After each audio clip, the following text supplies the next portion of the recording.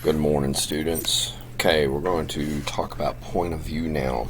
Um, so, you've got three basic points of view that are in literature.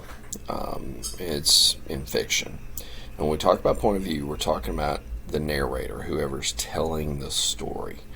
You have first person, third person limited, and third person omniscient. Okay? Now, let's talk about each of these. Now, this is the narrator speaking and the way the narrator tells the story. So, and how we see the story through the narrator. Sometimes, you'll see the story just through the narrator's eyes. Sometimes you kind of see the story above and beyond the narrator. Sometimes you see the story through other characters. So that's the whole idea of point of view. So first person, the narrator is the character in the story. Okay, so the narrator's actually in the story as a character. So I'm going to read from the Hunger Games because this is an example of that. So here's the first paragraph in the Hunger Games. When I wake up, the other side of the bed is cold. My fingers stretch out, seeking Prim's warmth, but finding only the rough canvas cover of the mattress. She must have had bad dreams and climbed in with our mother. Of course she did. This is the day of the reaping. So you notice there in the Hunger Games, she uses the I. I did this, I did that, I woke up. She is a character in the story, and she's using those first person pronouns. I, me, my.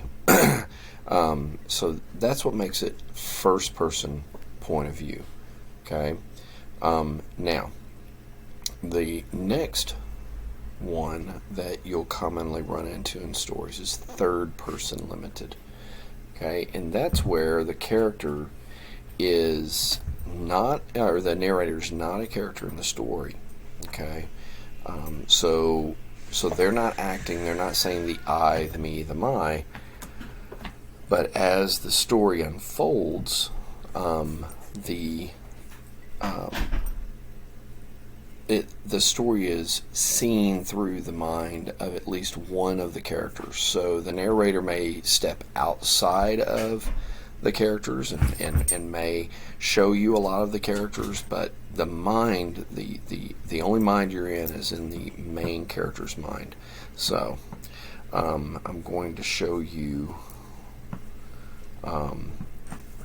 how that works. So we're going to read just a little section out of Harry Potter. Okay, so we'll read the first paragraph. Mr. and Mrs. Dursley of number 4 Privet Drive were proud to say that they were perfectly normal. Thank you very much. They were the last people you'd expect to be involved in anything strange or mysterious, because they just didn't hold with such nonsense. Mr. Dursley was the director of a firm called Grunnings, which made drills. He was a big, beefy man with hardly any neck, although he did have a very large mustache. Mrs. Dursley was thin and blonde, and nearly twice the size the usual amount of neck, which came in very useful as she spent so much of her time craning over garden fences, spying on the neighbors. The Dursleys had a small son called Dudley, and in their opinion there was no finer boy anywhere. The Dursleys had everything they wanted, but they also had a secret, and their greatest fear was that somebody would discover it. They didn't think they would bear it if anyone found out about the Potters. Mrs. Potter was Mrs. Dursley's sister, but they had met for several years. In fact, Mrs. Dursley pretended she didn't have a sister, because her sister and her good-for-nothing husband were the undursley-ish as it was possible to be. The Dursleys shuddered to think what the neighbors would say if the Potters arrived down the street. The Dursleys knew that the Potters had a small son, too, but they had never ever seen him. The boy was another good reason for keeping the Potters away. They didn't want Dudley mixing with a child like that. Okay, so you notice there's not, the narrator's not in the story, but the narrator's telling the story. And as you would read a little bit further in Harry Potter, the only mind we ever get into, the only thoughts we ever hear are Harry's. Okay, so that's third person limited, meaning it is limited to one character. Finally, the last one is third person omniscient. And once again, the narrator's an outsider, but so it's told in third person. It's using the he and the she and the they and things like that.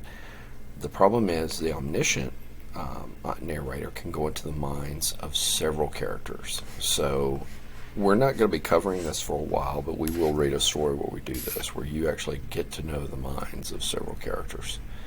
So those are our three.